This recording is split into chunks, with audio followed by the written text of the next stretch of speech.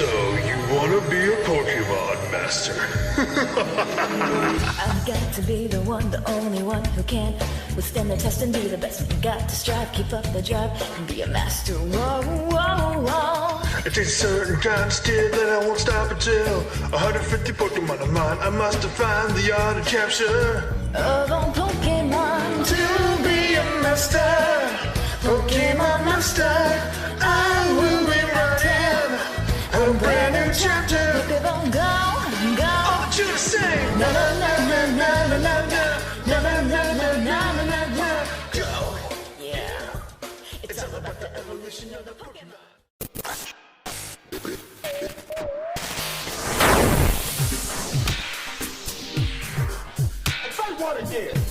Again. Whoa! I say one more goddamn time.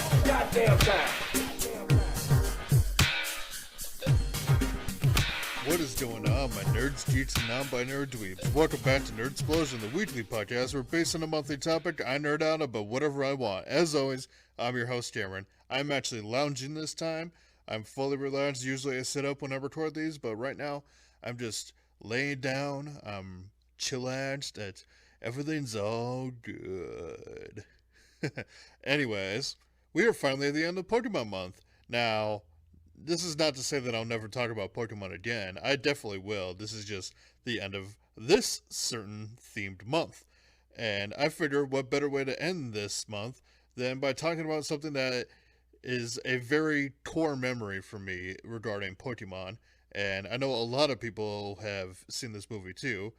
And you probably already guessed by the title. You already read the title. Today's episode is going to be about Pokemon, the first movie. Now, I absolutely love this movie.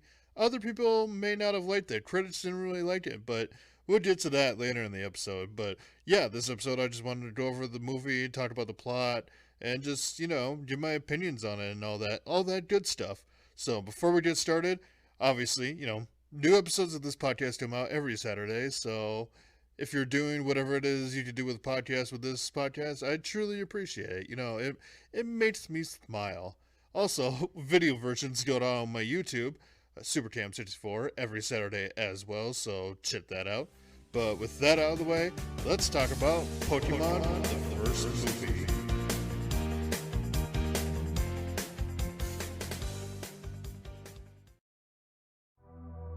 This podcast is brought to you by Anchor FM. Ever thought about starting your own podcast? Well, then you should check out Anchor FM. I use Anchor for this podcast, and I seriously cannot recommend it enough. It is very easy to use, and best of all, it's free. You can easily record and edit your own podcast from your phone or computer with its many creation tools, and once you're done recording, Anchor will automatically distribute your podcast to apps like Spotify, Apple Podcasts, and many more. And you can even start making money as soon as your first episode. Download the free Anchor app or go to anchor.fm, that's ANCHOR.FM, to get started today. Alright, so let's talk about Pokemon the first movie. Now, when I say the first movie, I really mean the first movie. This is the first theatrical movie that came out based off of the Pokemon anime. It originally came out on July 18th, 1998 in Japan. And it was directed by Kunihiko Yoyama, who is the chief director of the Pokemon television series at the time. Now, the English version, the English language adaptation, was produced by both Nintendo and the lovely people over at 4Kids, which, if you've heard my One Piece controversies episode, you know how much I dislike 4Kids. But I do appreciate what they did with Pokemon, because with this movie, 4Kids actually knew what they were doing a little bit, and any changes they made from the Japanese version actually worked out. So they kind of redeemed themselves a little bit with this movie. But anyway, the English version was released in North America on November 12th, 1999. Now, before I get any further, let's start with the story. Now, I actually did something different with this. Instead of reading a bunch of stuff off of Wikipedia, I took the plot and put it into my own words. So, story time with Cameron. Sit down, strap yourselves in. Here's the story of Pokemon, the first movie.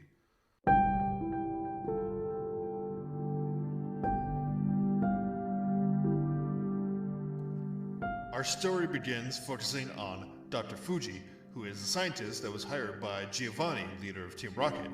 Dr. Fuji is tasked with creating a clone of the legendary and mysterious Pokemon Mew. Now, he found a sample. He never actually found Mew, but he found a sample of Mew while exploring with the rest of his team in the woods. And he used that DNA to try to create a clone of Mew, and after many failed experiments, finally came up with who we grow to love as Mewtwo. Mewtwo at first questions why all the other clone experiments have decomposed and died, but his memory is soon wiped by the scientists. Things go alright for a while until Mewtwo realizes he's nothing more to these scientists than an experiment, something to be experimented on, and busts out of the lab with psychic energy, destroying it in the process. After some time, he rebuilds the lab and creates his own base in the lab, while also hatching a devious plan to make Pokemon the superior race and to destroy any human or Pokemon that stands in his way. He does this by sending an open invitation to battle the world's greatest Pokemon and invites all kinds of trainers, including our lovable trio Ash, Misty, and Brock, to Old Shore Wharf, where they meet with other trainers also invited by Mewtwo. But before anyone can come to the island, Mewtwo creates a storm, making it difficult for most people to get to the island where his base is located, which is called New Island. Luckily for our team, they get picked up by Team Rocket, Jesse, James, and Meowth, who are in disguise as Vikings, and they all make it to New Island. One by one, Mewtwo challenges all the trainers, and when he defeats a Pokemon, he captures them in order to clone them and expand his clone army. Ash's Pikachu and Team Rocket's Meowth are unfortunately caught in this mess. In an effort of saving them both, Ash also frees the other Pokemon Mewtwo has captured and leads them in a revolt against Mewtwo. It is then that Mew reveals himself and challenges Mewtwo, as Mew believes he is superior. Battles ensue as the Pokemon fight their clones, except for Meowth, who reasons with his clone and agrees that fighting is senseless. Ash watches in sadness and in horror as he watches each Pokemon battle relentlessly and obviously in pain, including his own Pikachu. Eventually, the Pokemon tire for a moment, but Mew and Mewtwo battle on. Ash realizes that as long as Mew and Mewtwo are fighting, the other Pokemon will continue to fight as well and begs for them to stop. This all comes to a head when both Mew and Mewtwo charge up for a big psychic attack and charge at each other. In a last-ditch effort, Ash throws himself between the two to stop the fight. Big psychic explosion happens, and when the smoke clears, we find Ash lying on the ground, petrified. Pikachu runs to his friend's aid and tries relentlessly to revive him with electricity, but unfortunately, nothing works. Realizing his friend may be gone forever, Pikachu begins to cry. Now, I'm going to take a second to talk about that, because every time I watch this scene, and most movies don't make me cry. I will say that. Most movies don't make me cry. This scene, I cry like a bitch. I cry like a bitch. Because it's so sad. Like, you can tell that Pikachu is genuinely devastated. It's sad. I'm actually tearing up right now just thinking about it. Seeing the pain and anguish that Pikachu is in, the other Pokemon begin to sob as well. Then, to make all us viewers breathe a sigh of relief and letting us dry our eyes, the tears from all the Pokemon combined are enough to revive Ash, and in seeing this act of selflessness, Mewtwo himself realizes the error of his ways, and he actually delivers one of my favorite lines from just any media in general. This is actually a really good life quote, and it came from Pokemon. I see now that the circumstances of one's birth is irrelevant. It is what you do with the gift of life that determines who you are. All the Pokemon are returned to their trainers, the storm clears, and everyone gets to go home safe and sound. When Ash, Misty, and Brock return, Ash sees Mew flying through the sky and tells Misty and Brock about the time he saw another legendary flying through the sky, who we later find out is Ho-Oh. Team Rocket, however, did not make it off of New Island, but they choose to stay for a while and take a vacation. As the credits end, we get one last shot of Mew flying towards the mountains, ending this glorious journey.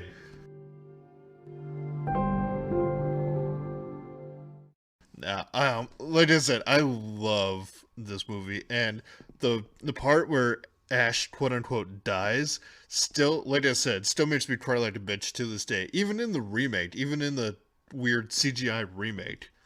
One thing about this movie, now, the original Japanese version, the screenplay was written by Takeshi Shudo, and he explained in a blog that the main theme present throughout the entire film is existentialism, which is obviously portrayed by Mewtwo, because a lot of the movie revolves around him being like, who am I? What am I? And that's why he hatches this plan to make Pokemon the superior race, because he feels like he's better than humanity and he wants to prove that. But with, Ash being petrified and all the Pokemon bringing it back to life, he delivers that, that infamous quote, I see now that the circumstances of one's birth is irrelevant. It is what you do with the gift of life that determines who you are, which I want to elaborate on that for a second. Let me read that again, just to clarify. I see now that the circumstances of one's birth is irrelevant. It is what you do with the gift of life that determines who you are. That is shit that I live by every single day. And that's basically my big outlook on life. It's not, how you were born or what you were born into. It's what you do with your life that really makes you who you are. Like, it's, not being born in the middle class, being born in the middle class, being born in Minnesota and being born white, that doesn't define who I am. What I do with my life and who I am as a person defines who I am. Like, what my actions. It's basically, your actions define who you are rather than your words or your circumstances. And like I said, it's one of my favorite quotes of all time, and it came from this movie, and I just absolutely love it.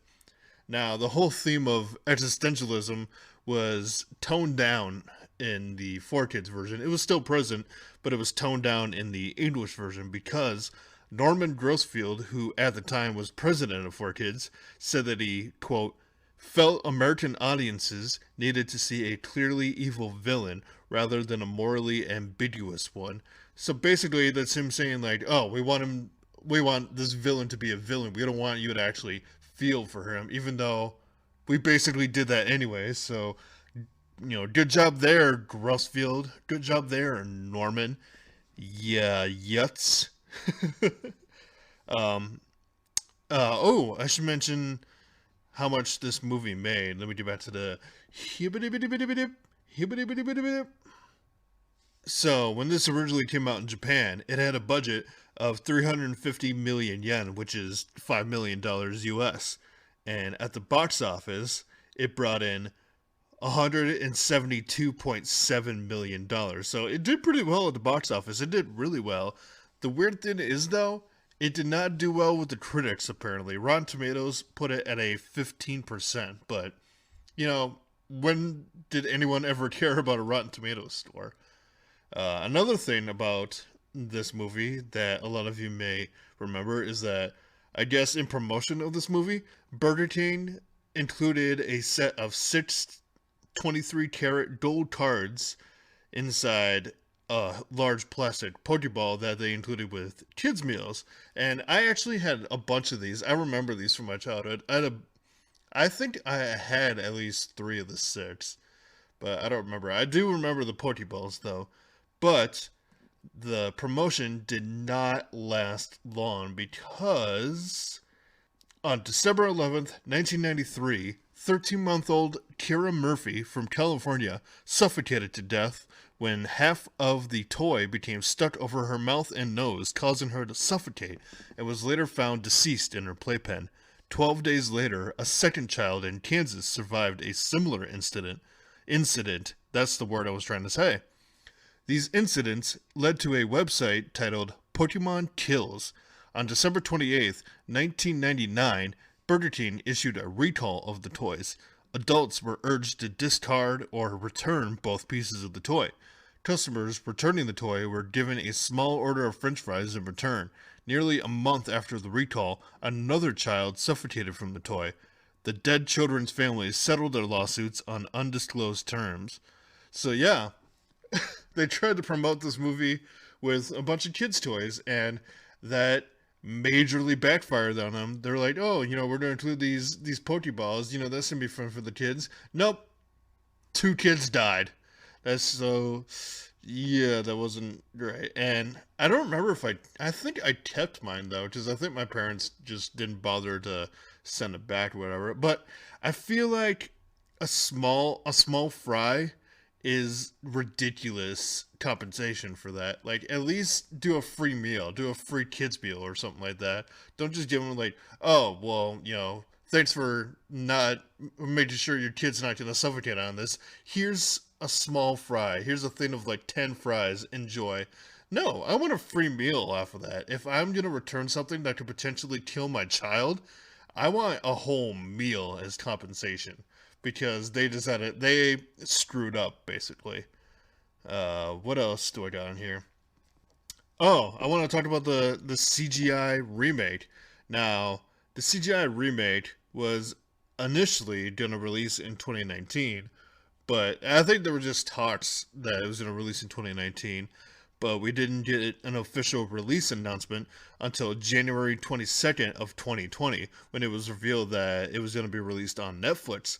And then on February 27th, aka Pokemon Day, the remake was finally released worldwide on Netflix, and to this day, it is still up there, along with many other Pokemon movies.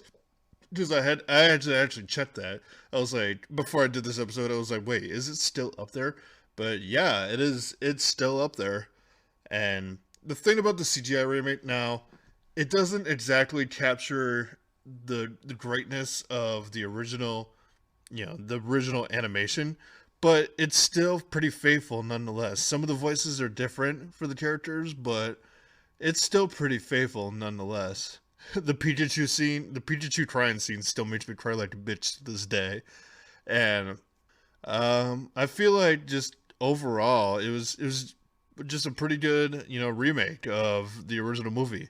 But overall, I want to talk about just the emotions that this makes me feel. Like, to this day, it still gives me a huge hit of nostalgia, and I absolutely love this movie with all my heart, and I will definitely watch it to this day.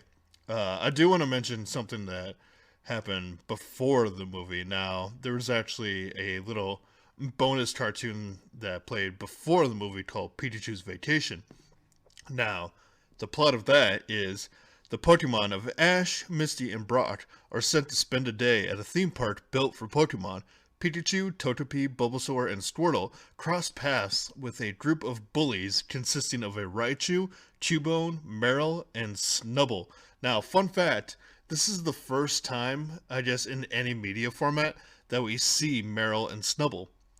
The two groups compete against each other, but it leads to Ash's Charizard getting his head stuck in a pipe. Pikachu, his friends, and the bullies work together and successfully free Charizard and rebuild the park, spending the rest of the day playing before parting ways when their trainers return.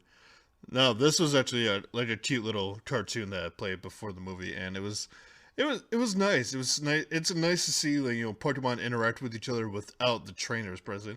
It kind of reminded me of that one episode of the anime where I think they got.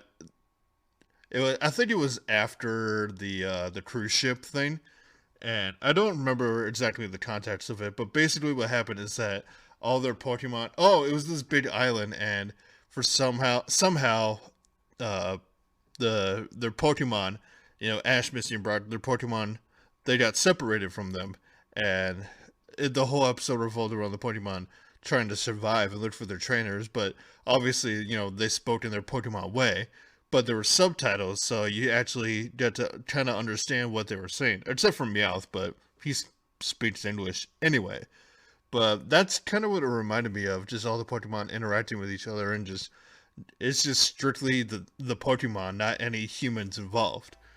But, yeah, no, the Pokemon movie, I'm sorry, I'm rambling, but Pokemon the first movie, Mewtwo Strikes Back, it's a classic for me, and like I said, I'll continue to watch it to this day, and I absolutely love it. And if you ever get a chance to see the original, definitely check it out. But if you want to just watch it for yourself, it's up on Netflix. Just search, I think it's called Pokemon First Movie Evolution. Actually, what is it? Hold on. Let me look up the title so I'm not just talking out my ass. Let me see.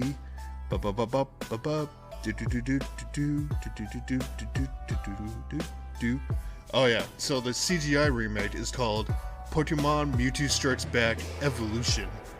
And it's basically a remake of the first movie, but it's just newer and it's all full CGI instead of 2D animation. And if you want to watch that one, go ahead, but I definitely, if you're able to get a hold of the original version, definitely do that. And if you're into Japanese, get the Japanese version, because there are some slight differences between the Japanese version and the English version. And I have not actually seen the Japanese version, but if I can get my hands on it, I definitely will. But yeah, I definitely check it out. If you're a fan of Pokemon like I am, I definitely recommend Pokemon the first movie. I think that's all I gotta say about it. This wasn't as long of an episode as I thought it was going to be. I thought this was going to go on for like an hour, but I think I summed up the plot pretty quickly, because I did it in my own words, and I think I summed it up pretty well, pretty quickly on my own. But yeah, I love this movie, and I got nothing else to say for it. Do you guys love this movie too, or do you like any other Pokemon movies? Let me know on social medias. Link is in the link tree in the description.